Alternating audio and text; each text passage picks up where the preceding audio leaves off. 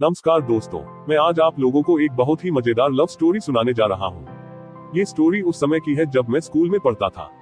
मुझे उम्मीद है ये स्टोरी आप लोगों को भी बहुत पसंद आएगी। तो चलिए कहानी को शुरू करते हैं। School diary, the love story. दोस्तों, बात उन दिनों की है जब मैं 9वीं क्लास में पढ़ता था। मैं आवारा था और पूरे दिन दोस्तों के साथ इधर उधर घूमकर आवारागर्दी किया करता था। ना पढ़ने की सूध होती थी और नहीं कभी स्कूल जाने की। वो तो मेरे पिताजी का चमत्कार था जो मैं कभी कभी स्कूल भी चला जाया करता था।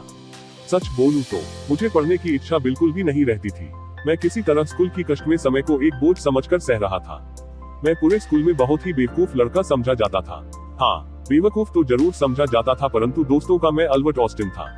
अब मुझे ये पता नहीं कि ये अल्बर्ट ऑस्टिन कौन था, लेकिन जब भी मैं कोई अच्छा काम करता तो दोस्त लोग मुझे जरूर कहते थे कि यार तुम्हारा क्या दिमाग है, तुम तो बिल्कुल अल्बर्ट ऑस्टिन हो।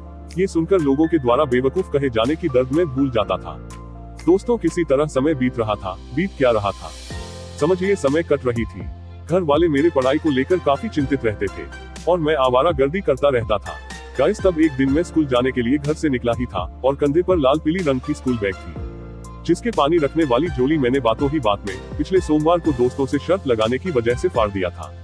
खैर, उस दिन मुझे स्कूल जाने का मन बिल्कुल भी नहीं था, मगर अधमरा सा स्कूल की तरफ जा रहा था। अचानक से मेरी नजर एक 5 फीट लंबी पतली सी खूबसूरत लड़की स्कूल ड्रेस में दिखी। मैं स्कूल ड्रेस देखकर ही समझ गया था कि मेरे ही स्कूल की लड़की है। दोस्तों, स्कूल की कोई भी लड़की ऐसी नहीं थी जिसे मैं पहचानता नहीं था। भले ही स्कूल के शिक्षकों के चेहरे दिमाग से उतर जाता हो, मगर लड़कियों के चेहरे तो बिल्कुल फोटो जैसे दिमाग में छपी रहती थी। मुझे इस लड़की को देखकर हैरानी हुआ कि आखिर ये कौन लड़की है जिसे पहचानने से मेरा दिल का कनेक्शन कट रहा था। मैं अपने पैरों की चाल को तेज करके उस लड़की के नजदीक पहुंचने की कोशिश किया, लेकिन अफसोस, वह मुझसे पहले ही स्कूल के अंदर चली गई। मुझे लगा वह अब अगले दिन ही मिल पाएगी, क्योंकि हमारे स्कूल की नियम के अनुसार कोई भी बच्चे किसी दूसरे क्लास के बच्चे से नहीं मिल सकते थे। उसे देखकर मेरे मुंह से अचानक वाह निकल गई। वह 5 फीट लंबी पतली सी भूरी आंखों वाली लड़की मेरे ही क्लासमेट सहपाठी निकली थी। आज पहली बार किसी को देखकर मुझे इतनी खुशी हो रही थी। दोस्तों, मैं उसे निहार ही रहा था कि क्लास में सुमन सर की प्रवेश हुई। सफेद बाल, निकली तोंद, राक्षस वाली चाल और हाथों में एक मोटी डंडा लेकर क्लास के अंदर प्रवेश किए। उन्हें देखकर सभी बच्चे बिल्ली जैसी दुबुककर शांत मुद्रा में बैठ गए।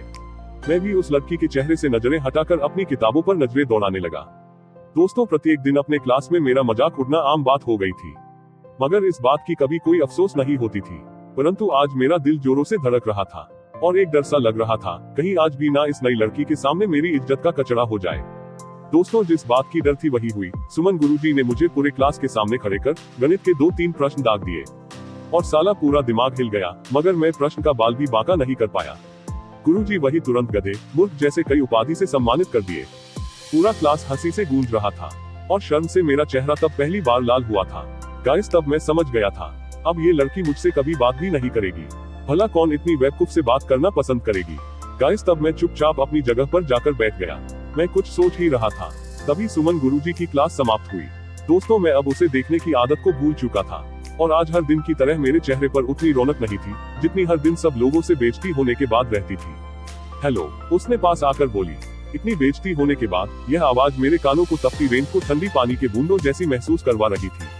जी, मैं हल्के पीछे मुड़कर उसे जानते हुए बोला, क्या आपके पास वो सारी नोट्स है जो आज से पहले पढ़ाई गई हो? उसने मेरे आंखों में आंखें डालकर बोली। दोस्तों, मैं भी परेशान, सोचा यार वह बोली भी तो नोट्स के लिए।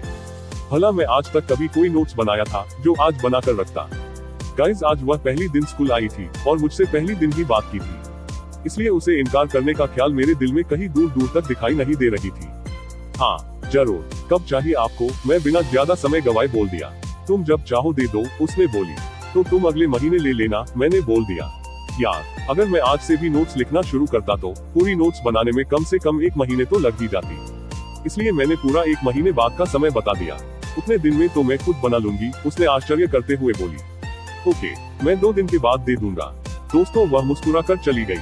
मैं भी पूरी हल्की मुस्कान बिखरा दिया और स्कूल से छुट्टी होने के बाद मैं सीधा अपने घर गया और क्लास की नोट्स बनाने लगा। मैंने आज से पहले किसी के कहने या अपने शिक्षक से डरकर भी नोट्स नहीं बनाया था, परंतु आज उस लड़की के लिए नोट्स बना रहा था जिसे मैं अच्छी तरह से जानता तक भी नहीं था। मैंने पूरे 2 दिनों तक खेलना कूदना बंद करके नोट्स को तैयार कर लिया और उसके अगले दिन मैं नोट्स लेकर सीधे उसके पास पहुंच गया। धन्यवाद, उसने बोली। कोई बात नहीं, कोई और काम हो तो बता दीजिएगा। ओके, वैसे क्या मैं आपका नाम जान सकता हूँ? मैं थोड़ी हल्की आवाज में बोला। कविता, और तुम्हारा क्या नाम है? दीपक, मैं अपना नाम थोड़ा हिचकिचाहट के साथ बोला। दोस्तों, उस दिन के बाद हम दोनों स्कूल में काफी घुल मिल गए और दोस्ती बढ़ती गई। और अब मैं गलियों में आवारा गर्दी नहीं करता फिरता, प्रत्येक दिन स्कूल जाता और उससे बातें करता। अब तो दोस्त भी कहने लगे कि लड़की के चक्कर में अपने दोस्तों को भूलता जा रहा है। लेकिन ये तो अब पता नहीं था दोस्तों, पर यह सच था। मैं अपनी पूरी समय उसी के आगे पीछे काट देता था। आज तक ना तो मैं उसे अपनी दिल की बात बताया था और ना ही वो, लेकिन यह महसूस जरूर होती थी कि वो मुझे पसंद करती थी। गाइस, मई महीने के अंतिम सप्ताह के शनिवार का दिन था। उस दिन पढ़ाकर हमारी स्कूल में गर्मी की छुट्टी मिलने वाली थी और स्कूल पुनः अगले 30 दिनों के बाद खुलने वाली थी। मुझे समझ नहीं आ रहा था कि आखिर इतने दिन उससे मिले या बिना बात किए कैसे रह पाऊंगा। मैं आज फैसला कर लिया, अपनी दिल की हाल एक कागज के टुकड़े पर लिखकर उसके बैग में रख दूंगा। दोस्तों, फिर मैं बहुत ही प्यार से एक प्रेम पत्र लिखा और उसके बैग में रखने के लिए सही समय का इंतजार करता रहा, परंतु प्रेम पत्र उसके बैग में नहीं रख पाया और स्कूल की छुट्टी भी हो गई। सभी बच्चे खुशी से झूमते हुए घर लौट रहे थे और मैं चेहरे लटका कर लौट रहा था। दोस्तों, मैं बिल्कुल उदास था। मुझे समझ नहीं आ रहा था कि अब उससे बात कैसे करूंगा। इतने दिन तक बिना उसे देखे कैसे रहूंगा। मुझे गर्मी के मौसम पर गुस्सा आ रहा था और मुझे लग रहा था काश अगर गर्मी का मौसम नहीं होती तो स्कूल में छुट्टी भी नहीं मिलती और ना ही मुझे उससे इतने दिनों के लिए दूर ही जाना पड़ता।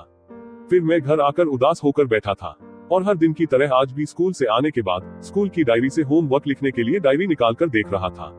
तभी मुझे डायरी में एक कागज के टुकड़ा मिला जिसे मैं पढ़ने लगा। अरे वाह, मेरे मुंह से ये शब्द अचानक निकल गया। गाइस, ये कविता ने मेरे लिए प्रेम पत्र लिखी थी और उसने किसी तरह से मेरे डायरी में छुपा कर रख दी थी। उसमें उसके घर का टेलीफोन नंबर भी था। फिर मैं तुरंत उसके नंबर पर कॉल किया और फिर उसके बाद से हम दोनों के बातचीत का सिलसिला चालू हो गया। हम दोनों एक दूसरे से बहुत प्यार करने लगे थे।